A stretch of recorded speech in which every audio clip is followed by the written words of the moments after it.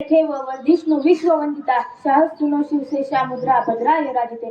या महाराष्ट्राच्या मातीत जन्माला आलेला हर एक जातीचा हर एक धर्माचा मावळा जर जुळून उभा राहिला तर हे स्वराज्य निर्माण होईल अशी भावना गाळापर्यंत पोहोचवणारे स्वराज्य संकल्पक शहाजीराजे भोसले. ज्या राजपुत्राचं नाव ऐकल्यावर प्रत्येक घरातल्या मायेला असं वाटतं की असं पोर माझ्या पोटी जन्माला यायला हवं. असं जगातील सर्वोत्तम पुत्र छत्रपती श्री शिवाजी महाराज. ज्या राजपुत्राचं नाव ऐकल्यावर प्रत्येकाच्या नसांमधलं रक्त खवळून उठतं. अशा राजांनी आपल्या जगण्यातून दाखवून दिलं की आम्ही चुकून मुंगीच्याही वाटेला जात नाही, पण आमच्या वाटेला कोणी आलं तर सिंहाचे दात पकडायला सुद्धा आम्ही घाबरत नाही. असा जगातील सर्वोत्तम योद्धा छत्रपती श्री संभाजी महाराज. आजकाल असं म्हटलं जातंय की मस्तक टेकवण्याच्या जागा हल्ली कमी होत चालल्या आहेत, परंतु त्यांचं नाव ऐकल्यावर हे मस्तक नतमस्तक झाल्याशिवाय राहत नाही. अशा त्या राजमाता राष्ट्रमाता जिजाबाई. नमस्कार, मी कुमारी वेदिका उमेश चव्हाण इयत्ता 9वी आज आपल्याकडे शिवरायांचे गुणगान करण्यासाठी उभे आहे. 19 फेब्रुवारी 1630 हा सोन्याचा दिवस. या दिवशी शिवनेरीवर एक तारा चमकला, सनई चौघड्या वाजू लागली. या सह्याद्रीच्या दऱ्याखोऱ्यातून एकच आरोळी घुमू लागली. अरे माझा राजा जन्मला, माझा शिवबा जन्मला, दीनदलितांचा कैवारी जन्मला, दृष्टांचा संहारी जन्मला, माझा राजा जन्मला. आज माझ्या राजाला जाऊन 350 वर्ष झाले, पण आज या सह्याद्रीच्या दऱ्याखोऱ्यांमधून माझ्या राजाच्या नावाचं वादळ वाहते. काल जन्माला आलेलं पोरग सुद्धा जय जिजाऊ जय शिवराय बोलतोय, कारण तेवढा त्यागच त्यांनी केला होता. शिवरायांनी बालपणी तरुणपणी शारीरिक सामर्थ्य वाढवण्यासाठी स्वतः कष्ट घेतले. साध्या भोळ्या मावळ्यांना संघटित करून त्यांच्यामध्ये ध्येय आणि निष्ठा जागृत केली. खचलेल्या रुसलेल्या रयतेच्या मनात त्यांनी स्वाभिमान अभिमान आणि स्वराज्याविषयी निष्ठा जागृत केली. म्हणूनच म्हणतात श्वासात रोखुनी वादळ डोळ्यात रोखली आग, श्वासात रोखुनी वादळ डोळ्यात रोखली आग. देव अमुका छत्रपती एकटा मराठी वाग, एकटा मराठी वाग. शिवरायांनी आजपर्यंत प्रत्येकाच्या मनात भगवा फडकवला. शिवरायांनी आजपर्यंत प्रत्येक किल्ल्यावर भगवा फडकवला, पण हा भगवा सोपा नव्हता. भगवा म्हणजे काय? भ म्हणजे भयरहित, ग म्हणजे गर्वरहित आणि वा म्हणजे वासना रहित. या 3 शब्दांचा अर्थ म्हणजे हा भगवा. हा भगवा प्रमुख रामांचा, हा भगवा माझा वारकऱ्यांचा, हा भगवा माझ्या धारकऱ्यांचा, हा भगवा त्यागाचा निष्ठेचा, हा भगवा छत्रपती श्री संभाजी महाराजांच्या बलिदानाचा, हा भगवा तुमचा आणि माझा. तुम्ही कधी केरळला गेला तर तुमच्या डोळ्यासमोर काय उभं राहतं? तर तुमच्या डोळ्यासमोर तिथलं निसर्ग, तिथलं सौंदर्य, तिथलं राहणीमान तुमच्या डोळ्यासमोर उभं राहतं. तुम्ही कधी गोव्याला गेला तर तुमच्या डोळ्यासमोर काय उभं राहतं? तर तिथली पर्यटन केंद्रे, तिथले बीच तुमच्या डोळ्यासमोर उभे राहतात. तुम्ही कधी पंजाबला गेला तर तुमच्या डोळ्यासमोर काय उभं राहतं? तर तुमच्या डोळ्यासमोर तिथला भांगडा उभा राहतो. तुम्ही कधी कर्नाटकात गेला तर तुमच्या डोळ्यासमोर काय उभं राहतं? तर तुमच्या डोळ्यासमोर तिथलं तत्कालीन शैलीचं बांधकाम, तिथल्या मंदिरांची बांधकामे तुमच्या डोळ्यासमोर उभं राहतात. पण ज्यावेळी तुम्ही महाराष्ट्र हे नाव ऐकता त्यावेळी तुमच्या डोळ्यासमोर काय उभं राहतं? त्यावेळी तुमच्या डोळ्यासमोर फक्त आणि फक्त छत्रपती शिवरायांचा इतिहास आणि त्यांचं नाव हे तुमच्या डोळ्यासमोर उभं राहतं. पण याचा अर्थ असा होतो की बाकीच्या राज्यांना भूगोल आहे, पण आपल्या महाराष्ट्र राज्याला मराठ्यांचा आणि छत्रपती शिवरायांचा इतिहास आहे. मराठ्यांचा आणि छत्रपती शिवरायांचा इतिहास आहे. आपण अभिमानाने म्हणतो की हा महाराष्ट्र शिवरायांचा आहे, पण शिवरायांचा महाराष्ट्र म्हणजे काय?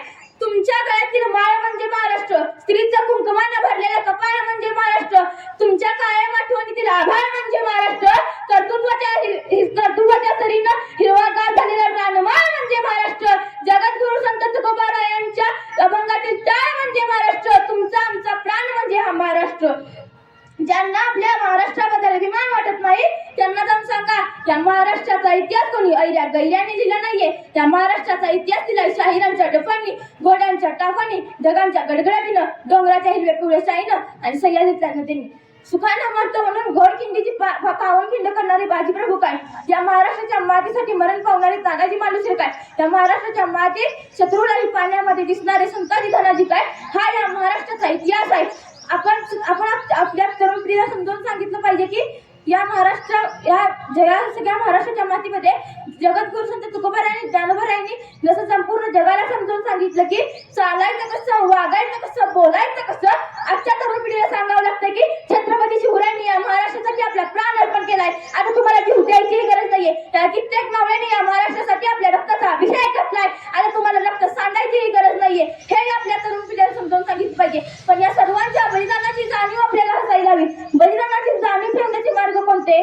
छत्रपती शिवाजी महाराजांनी छत्रपती संभाजी महाराजांना डोक्यावर घेऊन मिरवणे तर तसे नाही. छत्रपती शिवाजी महाराज आणि छत्रपती संभाजी महाराजांना डोक्यावर घेऊन मिरवण्याआधी त्यांना आपल्या हृदयात मिरवावं लागेल, आपल्या हृदयात मिरवावं लागेल.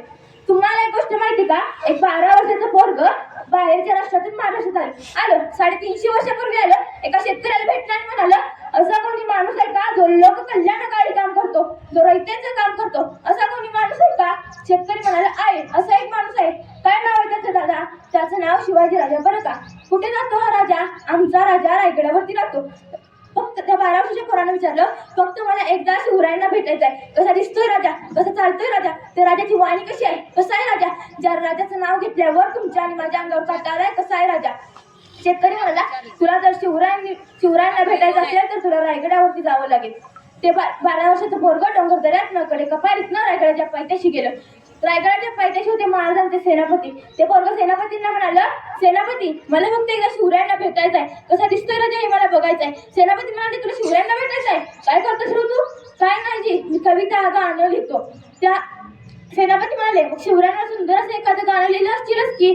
ते 12 वर्षाचं पोरगं म्हणालं, नाही जी, ध्यानातच नाही राहिलं. बरं का? मग सेनापतींनी सांगितले, एक काम कर, रायगडाच्या पायथ्याशी जा, 10 दिवस थांब आणि छत्रपती शिवरायांवर एक सुंदर असं गाणं लिही आणि मग माझ्याकडे ये. ते पोरगं केलं. रायगडाच्या पायथ्याशी गेलं. छत्रपती शिवरायांवर सुंदर असं त्यानं गाणं लिहिलं आणि सेनापतींकडे आलं.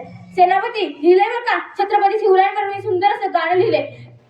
छत्रपती शिवरायांवर सुंदर असं गाणं लिहिले. ते सेनापती म्हणाले, अरे वा, मग ऐकून तरी दाखव. त्या 12 वर्षाच्या पोराने गाणं ऐकून दाखवलं. सेनापती म्हणाले, अरे खूप छान, चल आता आपण राजांकडे राहू. ते पोरगं आणि सेनापती राजांकडे निघालं. हे गाणं छत्रपती शिवाजी महाराज जिवंत असताना लिहिलंय. हे गाणं पानिपतावरती मराठ्यांनी गायलंय आणि हे गाणं आजही पिढ्यानपिढ्यांना प्रेरणा देतंय. राजांना सेनापती म्हणाले, राजे, तुमच्यावरती या लहानग्या पोराने एक सुंदर असं गाणं लिहिलंय. राजे म्हणाले, अरे वा, मग ऐकून तर दाखवा. त्या 12 वर्षाच्या पोराने गाणं म्हणायला सुरुवात केली. इंद्राजी मी जन्म पर वाण वसु अंब पर रावण सदंब पर रघुकुल राजे पवनबादी बाह पर संपुरती नाह पर जो सहस्र बाहु पर राम दुज राजे दावत मधुंड पर सीता मृग झुंड पर भूषण वितुंड पर जय मृग राजे तेज समान सबर कन्न जिवी कंस पर चामले छमन सबर शेर शिवराजे. हे गाणं छत्रपती शिवाजी महाराज जिवंत असताना लिहिलंय. किती लोकांना माहितीये? नाही माहित आपल्याला फक्त शाहीचे गाण्याचं पोट आणि अफजल खानाचं पोट, त्याच्या पलीकडे आपण कधी गेलोच नाही. राजे म्हणाले, बोला कविभूषण, काय देऊ तुम्हाला?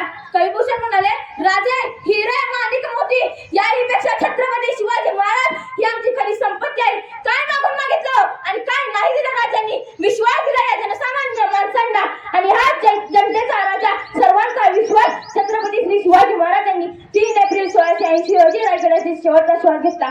जाता एवढेच बोलू इच्छिते, रयतेच्या पायी तो जन्मभर झिजला, रयतेच्या पायी तो जन्मभर झिजला, रयतेच्याच रक्षणासाठी गडकोटी वसला, रयतेच्याच रक्षणासाठी तो गडकोटी वसला. मानवतेच्या दयेपुढे काळही झिजला, मानवतेच्या दयेपुढे काळही झिजला. असा एक शिवसूर्य रायगडी निजला, असा एक शिवसूर्य रायगडी निजला. धन्यवाद.